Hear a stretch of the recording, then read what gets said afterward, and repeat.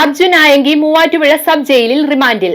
തിങ്കളാഴ്ച വീണ്ടും കസ്റ്റഡിയിൽ വാങ്ങാൻ കുട്ടമ്പുഴ പോലീസ് അപേക്ഷ നൽകും.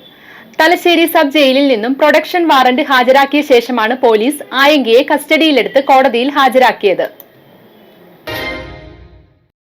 ഊന്നുകൽ കോതമംഗലം SHOമാരെ സാമൂഹ്യ മാധ്യമങ്ങളിലൂടെ ഭീഷണിപ്പെടുത്തിയ കേസിൽ അർജുൻ ആയങ്കിയെ കുട്ടമ്പുഴ പോലീസ് കസ്റ്റഡിയിലെടുത്തു. തലശ്ശേരി സബ് ജയിലിൽ നിന്നും പ്രൊഡക്ഷൻ വാറന്റ് ഹാജരാക്കിയ ശേഷമാണ് പോലീസ് ആയങ്കിയെ കസ്റ്റഡിയിലെടുത്തത്.